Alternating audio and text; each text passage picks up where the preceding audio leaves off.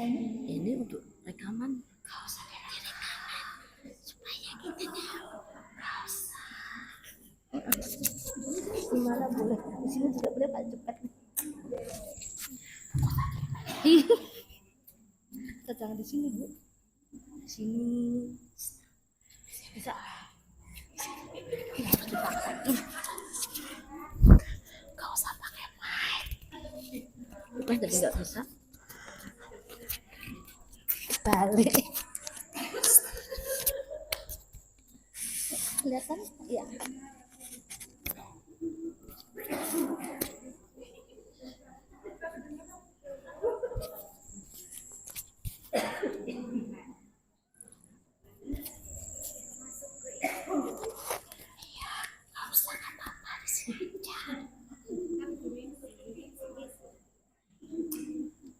Cek. Bismillahirrahmanirrahim. Assalamualaikum warahmatullahi wabarakatuh.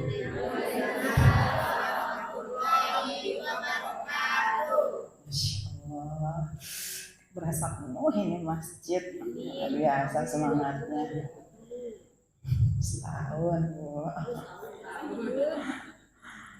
Alhamdulillahirabbil alamin wassalatu wassalamu ala asrofil anbiya'i wal mursalin wa ala alihi wa sahbihi ajma'in, amma ba'd.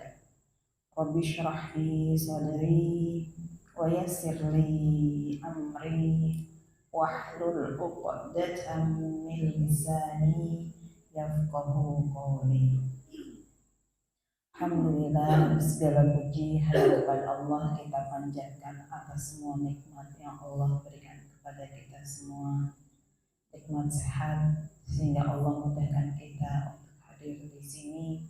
Nikmat iman, semoga dengan kehadiran kita mengupgrade keimanan kita, ketakwaan kita kepada Allah Subhanahu wa Ta'ala. Salawat serta salam tak lupa tercurah kepada satu-satunya kedua kita, Nabi besar Muhammad Sallallahu Alaihi Wasallam, serta keluarga, sahabat, tabi'in, dan semoga kita Allah berikan kekuatan untuk istiqomah di jalan sunnah sampai di akhir kehidupan kita, sehingga kita layak mendapatkan syafaatnya dari baginda Muhammad Sallallahu Alaihi Wasallam. Yang saya hormati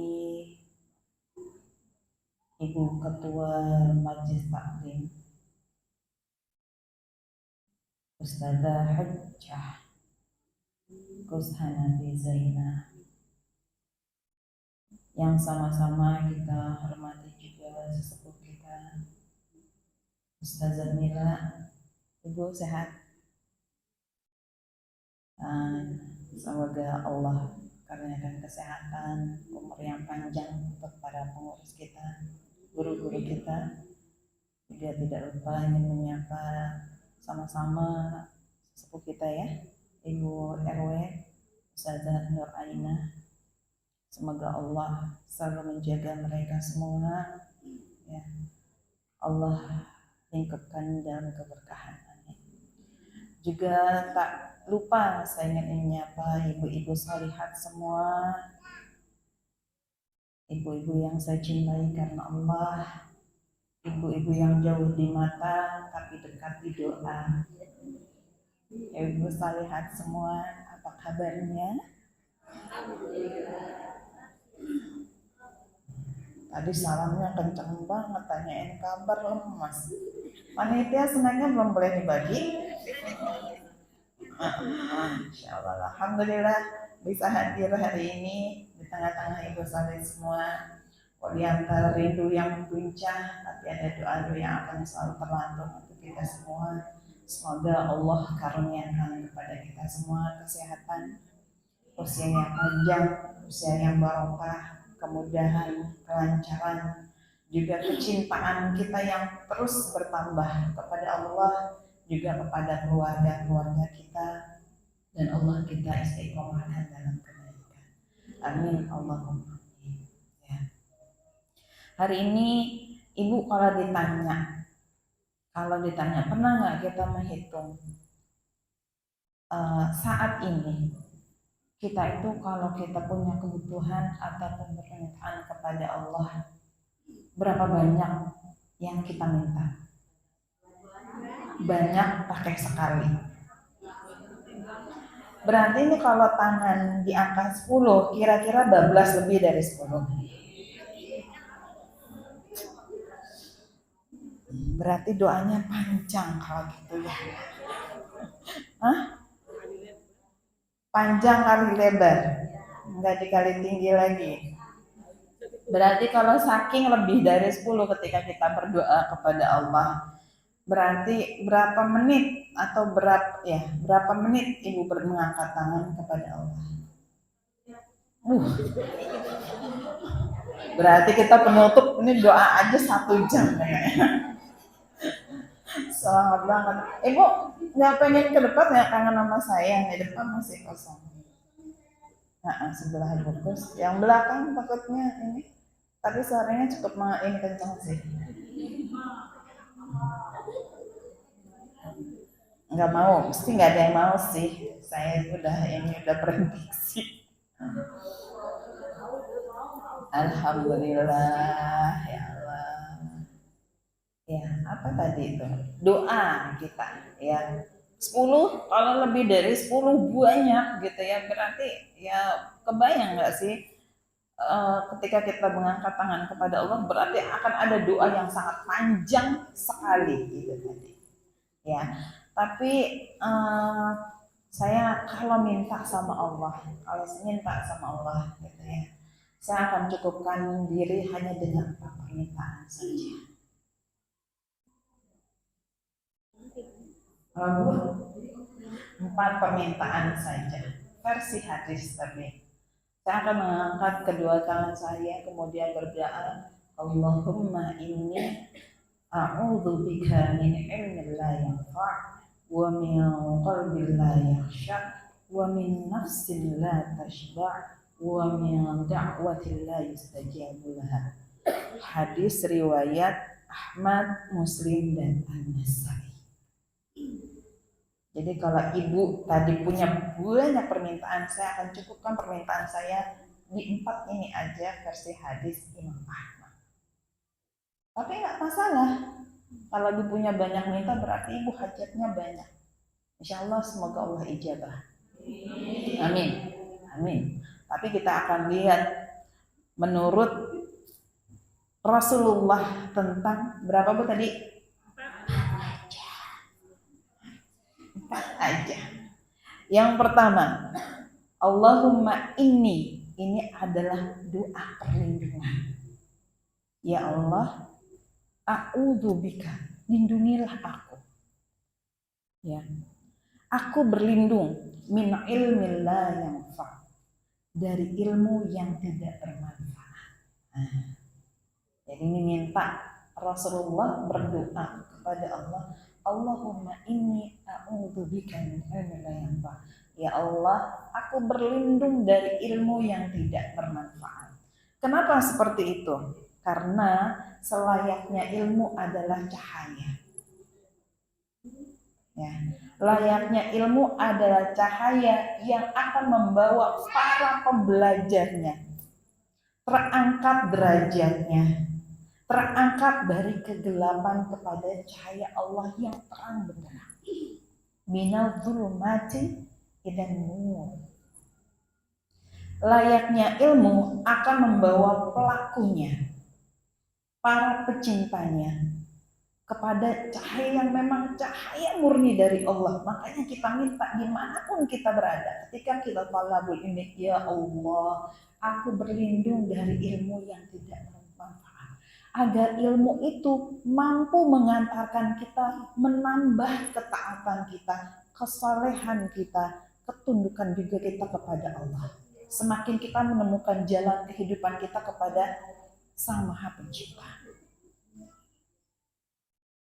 Kenapa? Karena ilmu, selayaknya ilmu, mampu menjadikan para pelaku ilmu menjadi tinggi hati.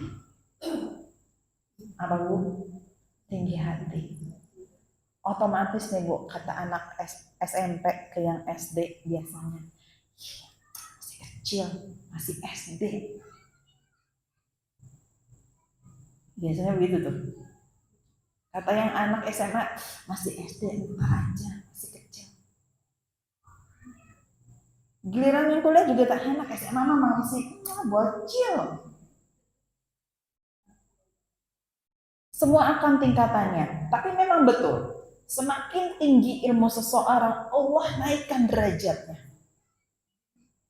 Maka ketika dinaikkan derajatnya, ilmu itu adalah cahaya, kita juga harus hati-hati dengan hati kita agar kita minta, ya Allah, dengan apa yang kita dapat, apa yang kita punya, dengan ilmu ini harusnya menjadi cahaya, lindungilah kami ya Allah. Dari apa? Dari keburukan. Termasuk apa? Ilmu itu harus menghantarkan kita kepada level ketaatan yang lebih daripada standarnya. Belum ngaji nih ya, belum ngaji. Ketika belum ngaji, tahu setiap sendi dalam tubuh kita itu harus disedekahkan. Gitu nggak? Halo? Bu? Jangan pulas nih. Belum sarapan. Ya kan? Setiap sendi dalam tubuh kita itu ada berapa sendi, Bu?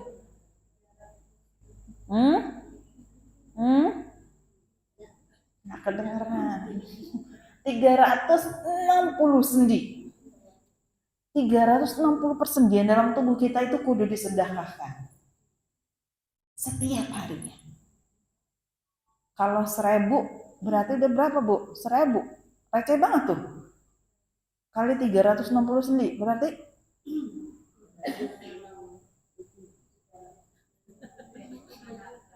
atau 360.000. 360 kan? Timbang-timbang baru nolnya 3. Mahal apa murah, Bu? Lah, mantap. Luar biasa. Tapi gitu ya, 360.000 ini sekali infak gitu ya. Tapi cukup dengan sholat duha 2 rakaat maka terpenuhilah tuh. Makanya bagi orang yang mendawakan, mengistiqomahkan 2 rakaat aja setiap harinya, dia sudah apa? Mensedekahkan setiap persendian kita kepada Allah. Itu ilmu. Jadi tahu. Ketika tahu, oh ternyata cukup 2 rakaat ya. Nah, jadi tahu. Yang kita tahu kalau duha itu apa, Bu? Utamanya pembuka pintu rezeki nomor pertama. Ya, itu yang kita kalau nggak jauh-jauh dari rezeki itu nomor 1 deh kayaknya. Tapi ternyata nih ada hak-hak tubuh kita yang harus kita tunaikan. Sebagai bentuk rasa syukur semua yang Allah sehatkan dari badan kita, keluarin. Tapi dari 360.000 cukup 2 rakaat aja sholat duha. Berapa menit? Panjangan doanya berarti ya. Doanya 1 jam loh tadi karena banyak permintaan. Sholatnya 5 menit. Ya Allah, Masya Allah, Alhamdulillah doanya panjang. Khusyuk berarti. Ya, kita minta satu permintaan yang pertama, ya Allah, aku berlindung dari ilmu yang tidak bermanfaat. Kita minta sama Allah dan dijaga. Jadi kemanapun kita berada, terutama dalam majelis ilmu, pastikan kita dapat oleh-oleh yang menambah ketaatan kita, kesolehan kita kepada Allah dan menghapus kesalahan kita. Kalau ada orang belajar tapi belum mampu merubah kita kepada ketaatan, kepada cahaya menjadi pribadi yang lebih menyenangkan, pribadi yang lebih mengasyikkan, pribadi yang santun, pribadi yang begitu banyak orang dirindukan. Berarti, halo? Berarti ngajinya besek doang. Harus hati-hati.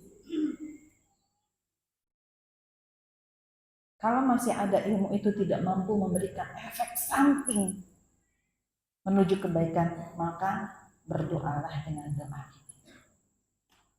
Walaupun hanya sekecil apapun ilmu itu mampu menerangi kita. Ya. Apa tadi Bu? Allahumma inni a'udzubika min ilmin la yanfa'. Ya, kita minta kepada Allah agar kita berlindung dari ilmu-ilmu yang tidak bermanfaat. Jadi nggak ada tuh kita ada ke satu majelis cuman ya ngumpul aja dah, alhamdulillah. Tapi paling nggak ada yang kita bawa pulang. Ada yang membekas dalam hati kita, ada yang menoreh kemudian kita tersadarkan, ya Allah ternyata harus begini ya, gitu ya. Itu yang pertama. Nah, kemudian yang kedua, ya. Dengan ilmu sebelum kita lanjut, maka kita akan semakin tawadhu. Kita merasa semakin nggak ada apa-apanya, ya. Ya. Karena kita ilmu Allah itu ibaratnya ilmu manusia yang kita punya hanya ketika jari ditelupkan ke air lautan, diangkat, kita angkat setetesnya aja, gitu ya. Ya Allah.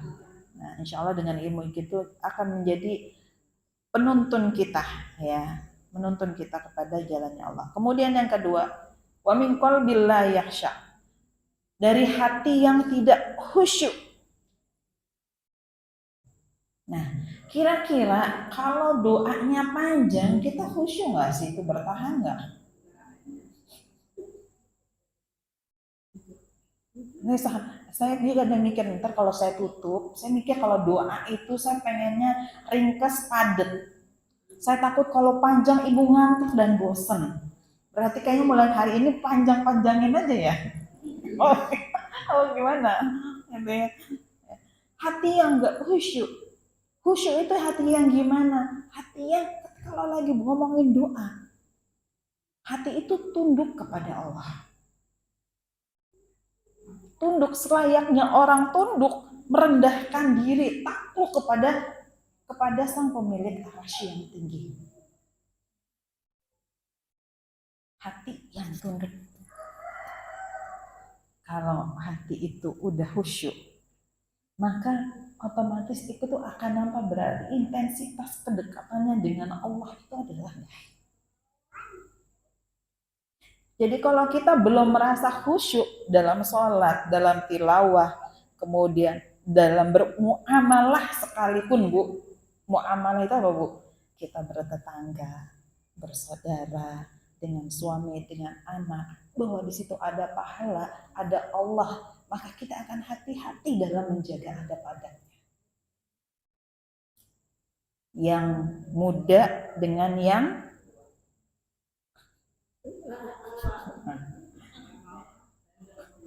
yang muda dengan yang nggak mau bang tua, ya, gitu ya, bumit. Ya, yang muda, semuanya ada adatnya, ada aturan mainnya. Kita istri dengan suami, ya, dengan anak, termasuk dengan anak kita nggak juga jadi karakter yang mentang-mentang orang tua kita harus kudu semuanya ikutin aturan kita, sehingga apa? Komunikasi satu hal. Tapi kalau hati kita itu dekat sama Allah, ada khusyuk, ada tunduk, ada kerendahan, kita masukin ilmu Allah itu di dalamnya, bahwa anak-anak kita itu juga punya suara. Dalam ibadah kita pun kita sertakan, hadirkan Allah. Nih, tilawah benar-benar ruh dan jasad kita ada di tempat kita tilawah. Termasuk menjaga adab-adabnya. Jadi apa? Ada efek sampingnya ketika kita baca Quran. Apa? Ketenangan yang kita dapat. Nggak ada orang ngaji itu tambah galau, nggak ada. Tambah berat beban hidupnya, nggak ada. Karena Al-Quran itu adalah solusi. Semakin kita baca Quran, semakin dekat, semakin kita selami, semakin nikmat juga kita dibawa oleh ayat-ayat itu, dan ketenangan itu kita dapat karena Allah yang menurunkan. Tapi in case ketika kita tilawah 5 menit pertama full terang benderang, 5 menit kedua mulai samar-samar, 5 menit ketiga mulai menjauh dan mendekat, 5 menit keempat senderan, kelima sedaqallah.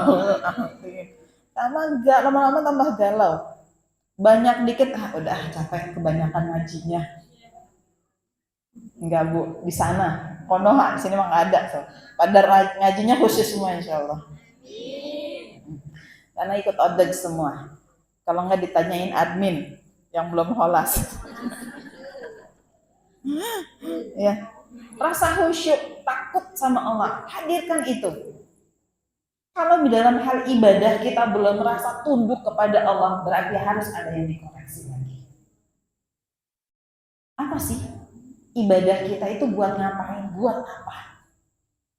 Buat komunikasi sama yang udah ngasih kita ruh nih dalam jasa kita, yang dijadikan indah dalam pandangan kita, semua yang ada tampak oleh mata kita, yang dirasakan nikmat oleh lisan kita dalam ucapan ataupun semua yang kita rasa. Kenapa begitu? Kenapa ada ketundukan? Begitu aja kudu tunduk, betul. Kebayang Bu kalau lagi sakit, ibu batuk aja, ngerasain cilok yang gitu enaknya, kagak enak. Kalau sehat mah Indomie pakai cabai, diposting berulang-ulang. Nikmat dunia lama, fabi ayyi ala rabbikuma tukadziban. Timbang makan Indomie aja nikmat banget. Kalau sehat, ya kan? Cabainya dihitung. Masya Allah, luar biasa. Makanya orang punya karakter tunduk, khusyuk, ya, sama Allah, terkoneksi, apa aja jadi nikmat, enak aja. Itu tadi, cilok aja bisa enak banget, apalagi yang lain-lain. Ya, Masya Allah. Jadi kekhusyuan kita, permintaan kita yang kedua, ya, termasuk apa? Rasa khauf, ya. Kalau di surat Al-Baqarah ayat 45 sampai 46, ya, wasta'inu bisabri wassalah wa innaha lakabiratun illa 'alal khashi'in. Jadikanlah wasta'inu bisabri wassalah. Jadikanlah pertolongan, mohonlah pertolongan kepada Allah, yaitu dengan sabar dan sholat. Kenapa? Sabar dan sholat. Dua hal ini adalah poin yang sebetulnya mudah diucapkan tapi berat dilakukan. Wa innaha lakabiratun 'alal khashi'in. Karena dua hal ini tuh sulit kecuali bagi orang-orang yang khusyuk. Makanya kenapa kalau ada orang yang sabar disebut sabar itu tanpa batas. Karena sabar ilmunya itu adalah seumur hidup kita pelajari. Lolos dari satu ujian ke ujian yang lain itu adalah kesabaran kita.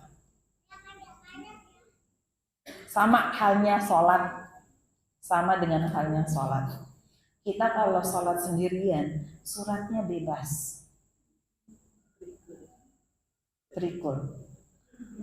Tapi kalau lagi terawih,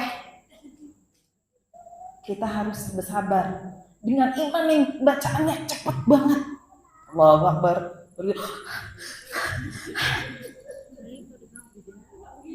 Ini di sini tuh versi yang cepat atau yang 1 jam. Nah, enak sih yang tartil. Kata sebelah gini, suratnya nggak kenal ya Allah.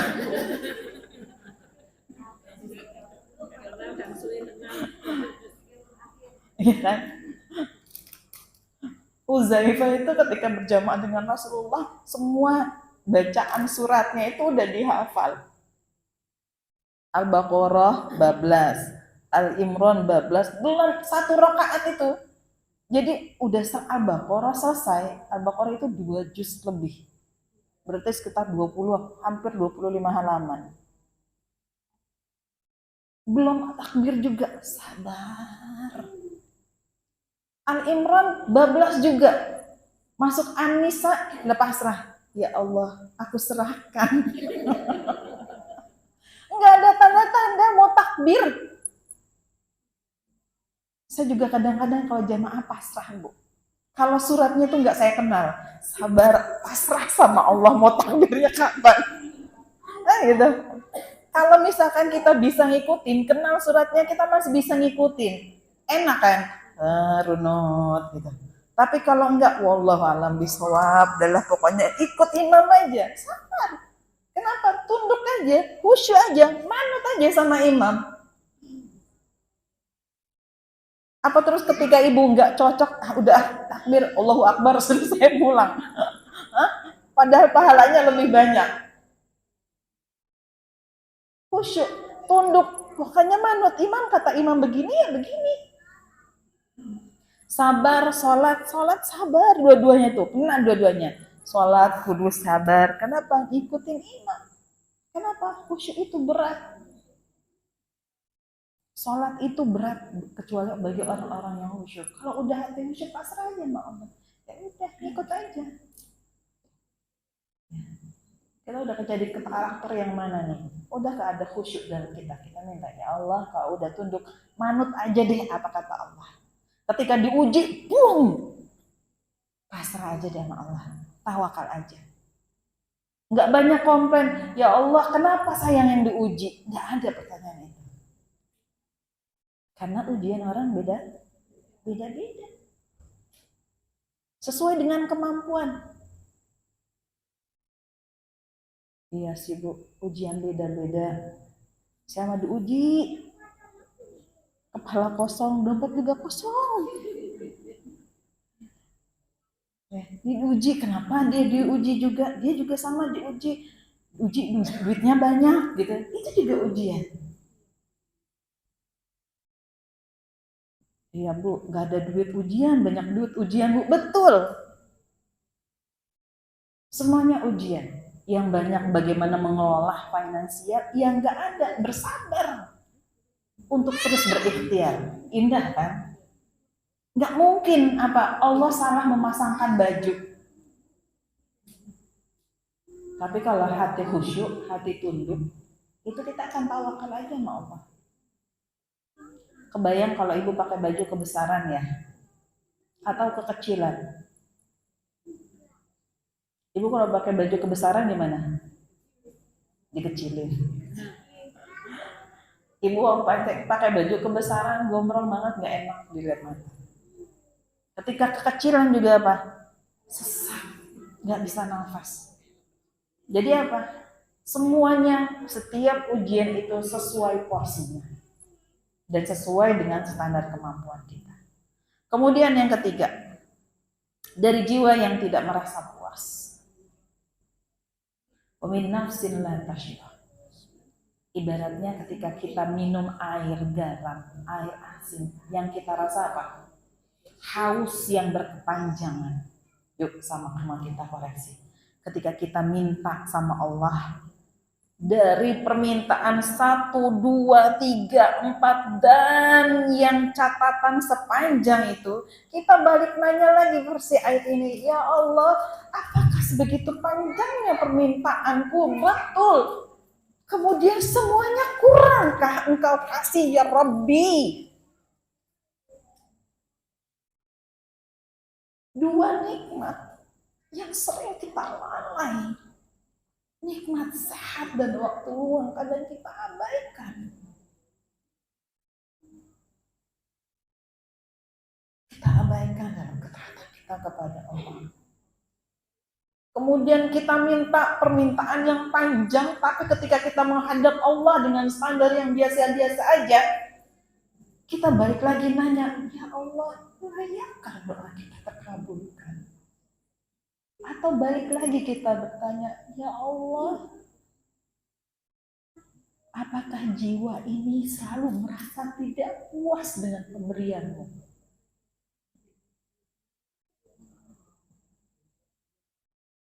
Wa min nafsin la tashba', jiwa yang tidak pernah merasa puas.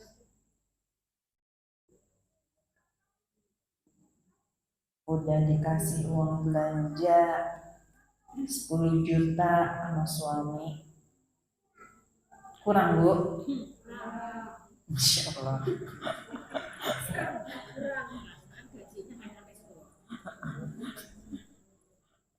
Kirain ada yang alhamdulillah. Saya ngarangnya alhamdulillah. Itu contoh hati yang bersyukur itu.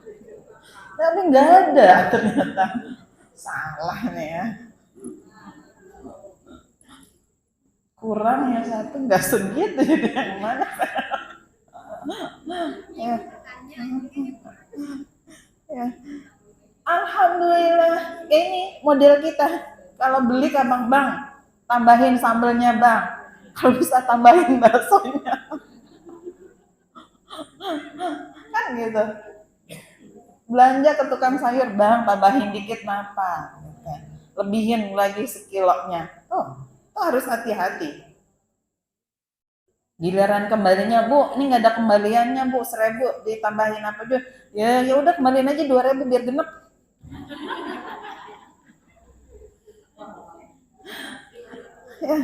Ya Allah, saya kadang-kadang ngoreksi nih, kalau ada termasuk, kebetulan saya ada satu circle yang orangnya itu kayak model netizen, komentator. Jadi nggak ada yang nggak dikomentarin. Kadang-kadang saya cuma gini, kalau ditanya, ini nih, ya oke, ini udah pas, ya pas. Apa aja kok masih gitu. Nggak dikomentin, enggak, emang udah cukup. Gitu. Kalau dia apa aja dikomenin, coba-coba. Saya bilang, telisik hati. Ada yang salah nggak sih? Kadang-kadang kan kita khawatir ketika terlalu banyak permintaan. Berarti apa yang sudah kita miliki terasa apa? Terasa kurang.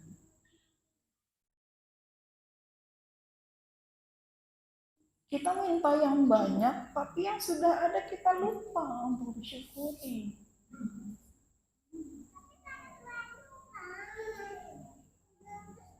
Kita tambah lagi hati kita. Allah, dari sekian banyaknya yang sudah Engkau berikan, sudahkah aku syukuri ya Rabbi?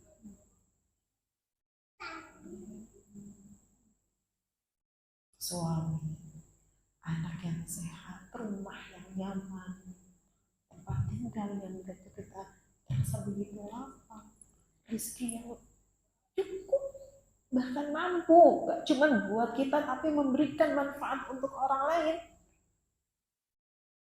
Nah kita rasakan ya Allah, alhamdulillah. Bukan kita minta ya Allah, ayo datang lagi. Makanya gak pernah salah Allah memberikan ujian, baik kepada orang yang kemudian Allah lapangkan rezekinya atau Allah paskan. Kadang kita lupa dengan banyaknya permintaan, tapi kita lupa apa yang sudah Allah kasih untuk kita syukuri. Maka kita minta, ya Allah, jangan jadikan jiwa-jiwa kita itu merasa tidak puas terhadap apa yang sudah Allah berikan. Tapi yang ada kita syukuri dan disyukuri sehingga apa? Datang keberkahan rezeki yang lainnya terus mengiringi. Itu.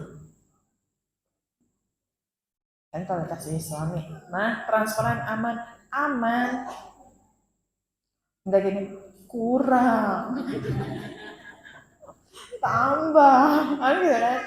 Tapi yang ada, alhamdulillah. Apalagi kalau ditambah. Nah, kita syukurin dulu, ya. Tapi jangan lupa nanti tambah ya, gitu ya. Allah. Makanya dalam surat Ibrahim, ya. Dan ingatlah ketika Tuhanmu memaklumkan, sesungguhnya Kamu bersyukur, la in syakartum la'azidannakum. Makanya nih dia, kita ketemu di dalilnya. Kalau kita jadi bersyukur, terus bersyukur terhadap pemberian Allah, makanya jangan salah, bisa jadi yang Allah longgarkan pakaiannya itu orang yang selalu bersyukur. Kalau kita merasa kurang,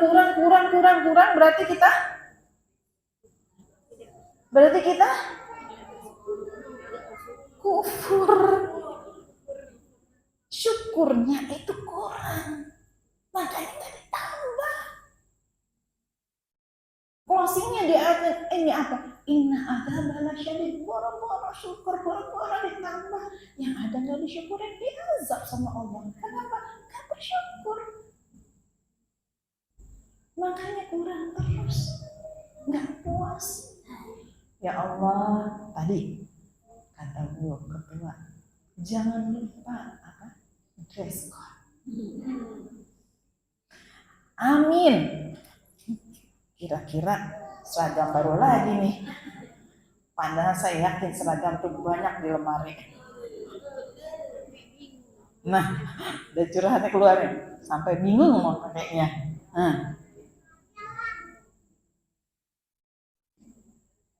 Kalau kita terhana syukur itu udah bersyukur. Ada baru alhamdulillah. Nah, nggak ada. Nggak ada colet lagi. Oh ya. Ibu saya bilang ya, ada panggil suami yang mau undangan kerja. Oh iya. Maaf, fotokopian fotokopi ya. Saya di fotokopi. Makasih Ibu, assalamualaikum. Waalaikumsalam.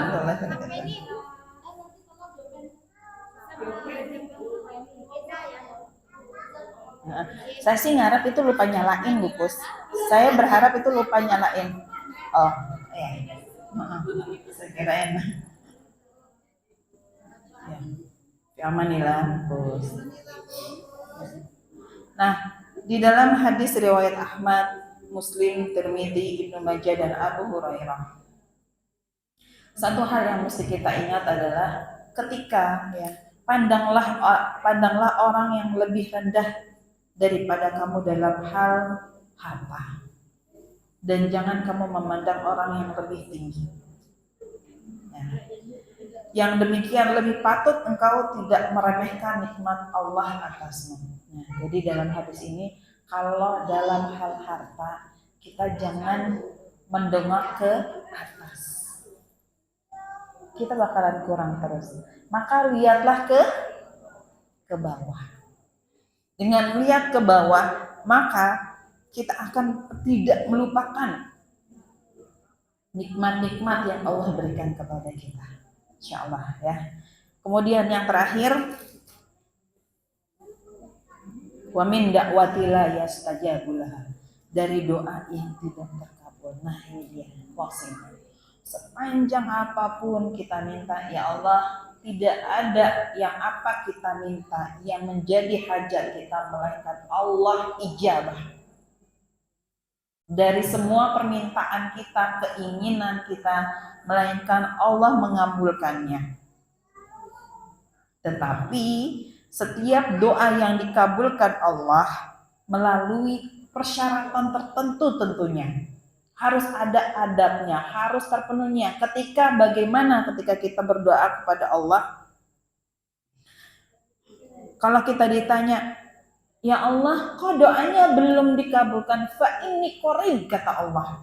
Kalau kita ditanya, ya Allah, kenapa sih doanya belum dijabah, belum dikabulkan? Hajatnya, mintanya masih belum datang, belum ya ada sling, abra, kadabra. Terus kata Allah, kalau nanya, Allah tuh mana sih? Doanya belum ada nih. Kata Allah, fa inni qarib. Allah itu dekat. Allah itu mengabulkan semua permintaan, semua doa. Selagi apa? Kita tidak bermaksiat kepada Allah.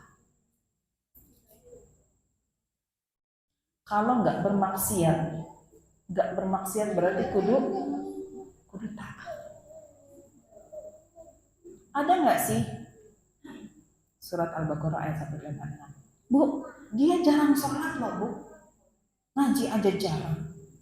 Tapi kayaknya Allah tuh mengabulin semua permintaannya loh, doanya. Itu buktinya terus makin lapang.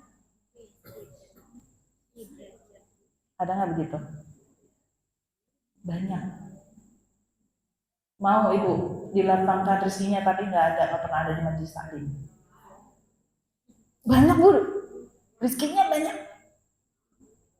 Kenapa ibu nggak mau? Karena mintanya rezeki yang banyak. Rezeki Bilar, rezeki rezeki Nasar, betul. Pengennya ngaji di sini tapi rezekinya banyak. Kenapa? Karena nih, jadi jangan pernah tolak ukur kita adalah orang yang diberikan rezeki banyak oleh Allah, tapi dia tidak taat. Jangan. Berarti apa? Allah sedang uji dia, Allah sedang lepas dia. Rezeki banyak semakin sesat kepada Allah. Istidraj.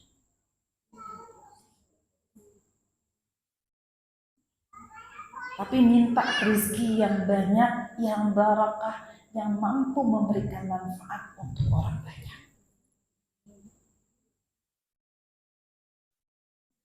Ada teman dikit, bayarin. Usah, ini aja. Ada teman barengan dikit, traktir, bagi. Itu Masya Allah tuh. Pasti ditunggu-tunggu terus sama temennya. Mesti seneng. Ada dia. Mesti semua happy kalau orang itu ada. Ini orang gini nih membahagiakan nih, dijaga terus nih. Justru itu yang dicari. Kenapa? Itu catatan dunianya itu akan terbawa sampai dia. Maka ukir nama-nama kita itu dengan amalan yang terbaik versi dunia. Versi dunia, versi Allah yang akan nama kita terus, walaupun kita nggak ada, kita akan disebut. Oh, Ibu Fulana, Masya Allah, baik banget. Jadi kita boleh nggak ada, tapi nama kita tetap ada. Doa yang dikabulkan selagi kita tidak mencela Allah, selalu taat dalam kebaikan, maka doa itu akan dijawab. Kalau belum waktunya diijabah, berarti ditunggu dulu, belum waktunya, sabar. Belum waktunya. Bisa jadi ketika doa yang ditahan itu emang belum waktunya baik, waktu yang baik untuk diijabah. Jadi kalau semua doa langsung enak banget. Kita nggak ada sabar-sabarnya dalam menunggu. Justru indahnya di situ. Kadang-kadang di waktu yang tepat Allah ngasih nikmat itu, kita tuh merasa bersyukur yang berlapis-lapis, berlipas-lipas dan berlapis-lapis. Ya, dibanding ketika mau apa langsung cek apa harus ada ikhtiarnya dulu. Rasanya kan lebih ini. Ya. Cukup untuk hari ini tentang 4 permintaan. Min ilmin la yanfa, wa min qalbin la yakhsha, wa min nafsin la tashba, wa min da'watin la yustajab. Allah dengan 4 permintaan ini akan mengcover semua keinginan kita. Kenapa? Ketundukan kita, ketaatan kita, kekhusyuan kita kepada Allah menjadi salah satu wasilah diijabahnya doa-doa kita oleh Allah Subhanahu wa Ta'ala. Sampai sini ada yang mau ditanyakan, silahkan. Ya.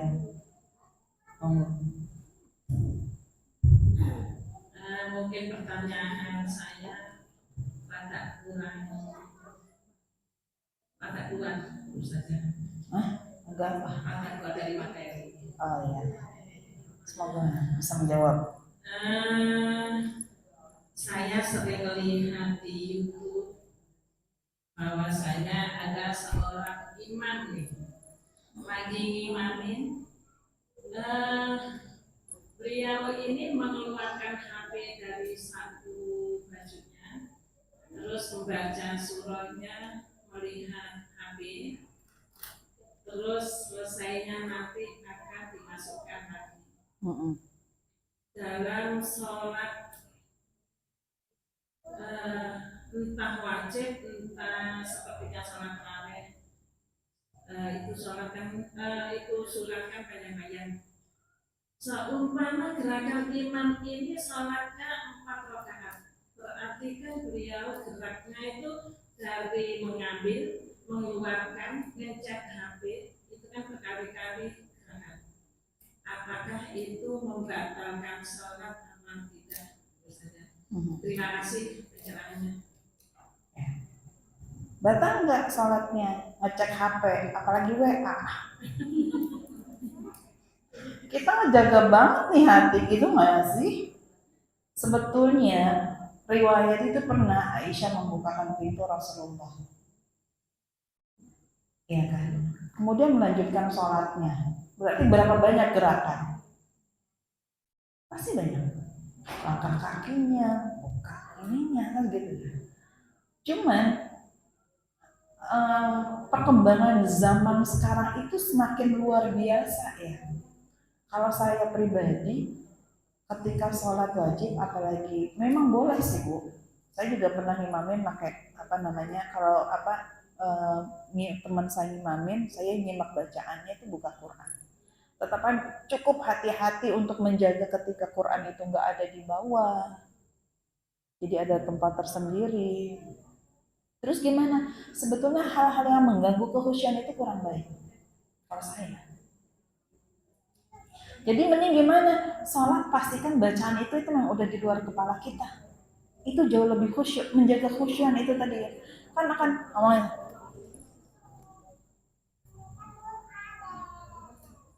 Boleh, tapi lama-lama saya khawatir. Kenapa takut ada zon juga dari jamaah? Dia benar baca apa buka WA doang? Walaupun sekelas imam nggak mungkin kan jadinya juga alam bisawab.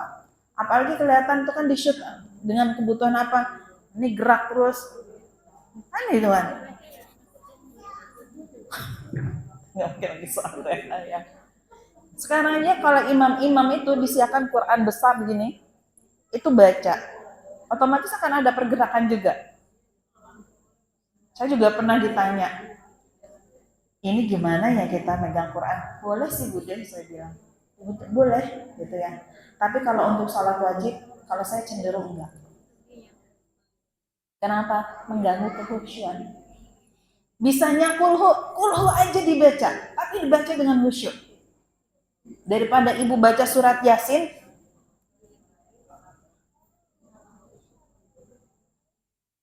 lama, betul. Dapat keutamaan, dapat. Tapi apalagi jamaah. Kalau jamaah itu harus dilihat pesertanya. Berlama-lama keutamaan sholat, lama berdiri dalam sholat itu yang utama. Tapi kalau banyak jamaahnya nenek-nenek bawa bayi, justru perintahnya apa? Dipendekkan bacaannya. Kalau di tempat saya biasanya tarawih itu cuma 1 surat, Bu. Ar-Rahman itu 1 surat. Jadi itu cuma satu rakaat itu paling cuma 3-4 ayat udah. Jadi setengah jam salat tarawih itu selesai 11 rakaat. Karena lihat jamaah itu ada mbak-mbak sambil duduk, anak-anak terkondisikan. Nggak perlu memang ngomongnya kualitas sekali lagi. Jadi emak-emak juga ini yang belum makan, yang nggak biasa makan dari buka gitu kan ya. Habis terawih langsung makan, nggak kepikiran ya Allah lapar banget perut belum makan, lama banget dan imam. Nggak kepikiran kan gitu. Nah itu. Jadi kebetulan beberapa waktu yang lalu jadi ngelihat tentang buka-buka buku-buku yang memang berkenaan tentang sholat gitu kan. Rasulullah aja imam itu harus lihat jamaahnya. Yang bukan berarti harus bacaannya yang jus yang nggak kita kenal karena hafid. Justru yang kita bisa menjadi satu izah tersendiri. Jadi sekali lagi kalau bacaannya panjang sekiranya mengganggu kekhusyuan kita mendingan jangan. Kecuali sholat sendiri. Salat sendiri pun pastikan kita mau udah memprepare bacaan yang mau kita baca, dan hati-hati dalam penempatan Al-Qur'annya. Repot lagi pas lagi baca ini ada telepon masuk.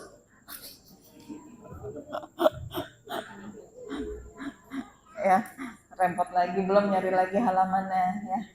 Kalau saya sih janganlah, kayaknya susah banget gitu ya. Kalau saya sih nggak saja sih. Ya. Ada yang biasa pegang handphone kalau lagi sholat? Macam bacanya Qur'annya pakai HP gitu. Oh, bukannya. Saya juga belum pernah sih, Bu. Kayaknya enggak. Ada lagi yang mau ditanya? Bu, nanya belakang. Enggak ada. Aman, insyaallah. Kalau enggak kita tutup. Ya. Cukup ya? Insyaallah. Kita tutup dengan doa yang panjang.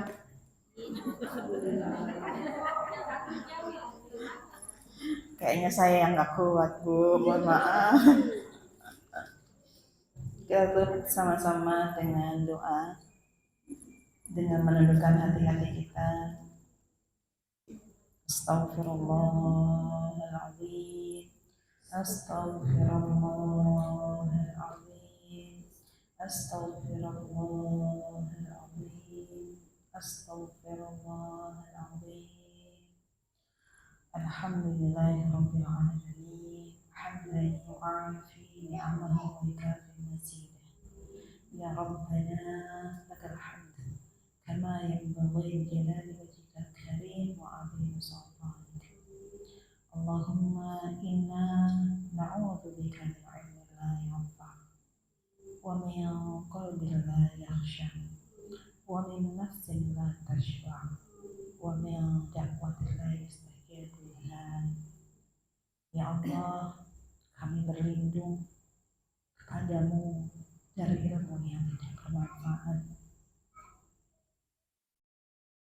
dari jiwa yang tidak merasa khusyuk,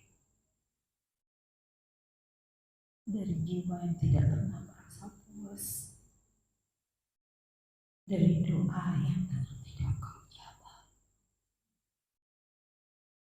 Lindungilah kami ya Allah, lindungilah kami.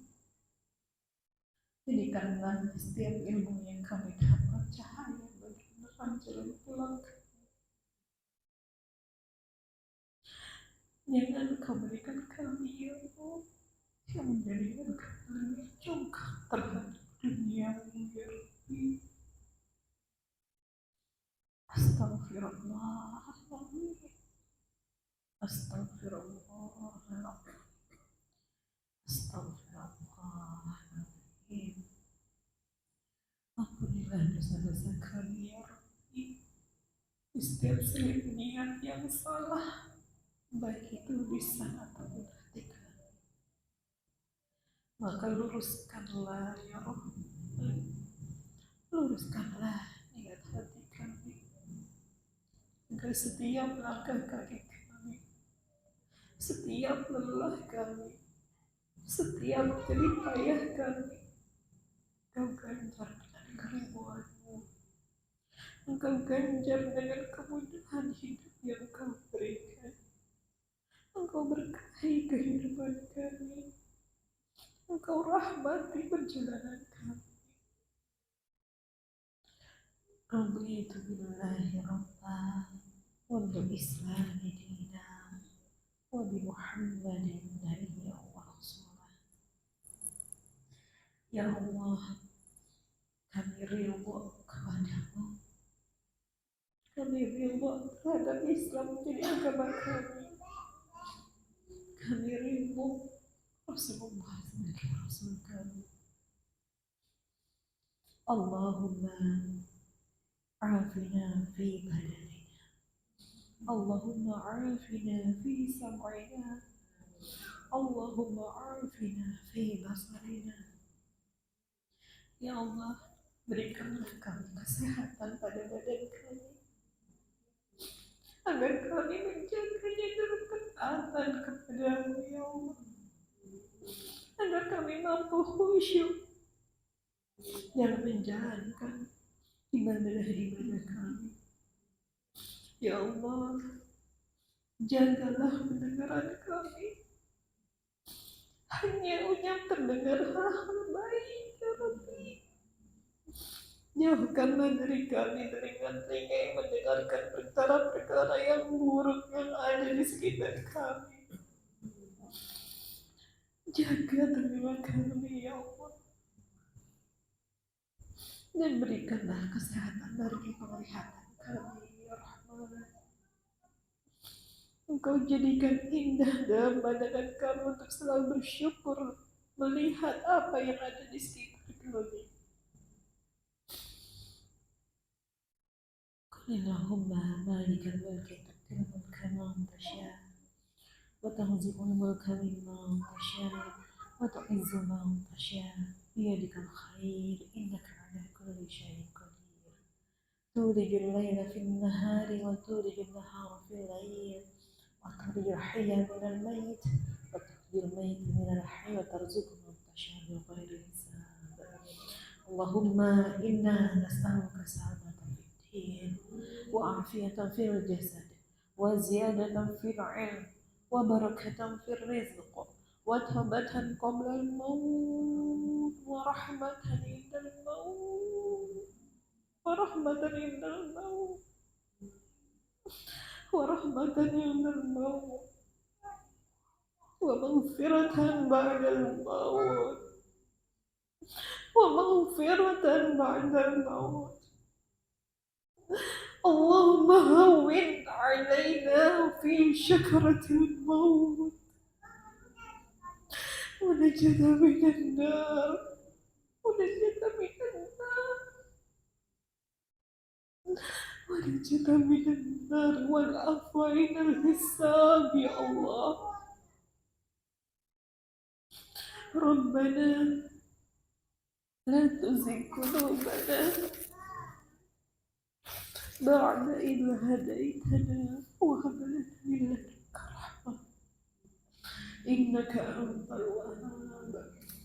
Rabbana hab lana min azwajina wa dhurriyyatina qurrata a'yun waj'alna lil muttaqina imama. Rabbana ighfir lana wa liwalidina wa limashayikhina wa liman lahu haqqun 'alaina ولجميع المسلمين والمسلمات والمؤمنين والمؤمنات الأحياء منهم والأموات وصلى الله على محمد وعلى آله وصحبه وسلم. سبحان ربك رب العزة عما يصفون وسلام على المرسلين والحمد لله رب العالمين. الفاتحة.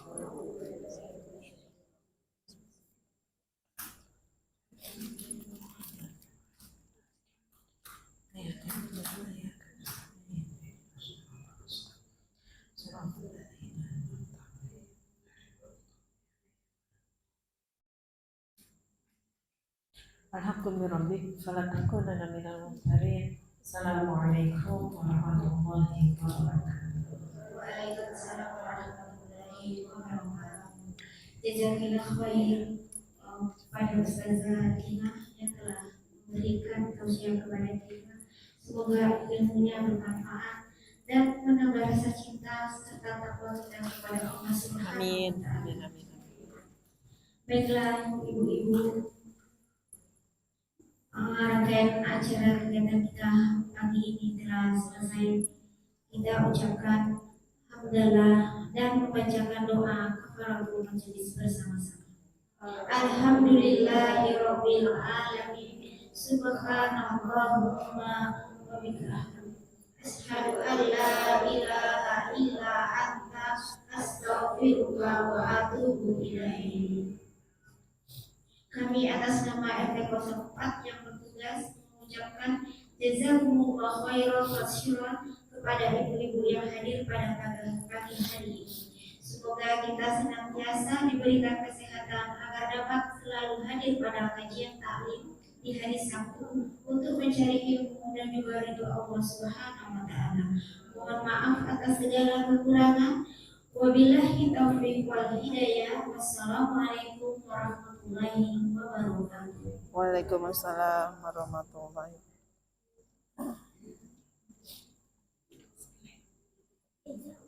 Saya jadi di kopi. Saya jadi di kopi.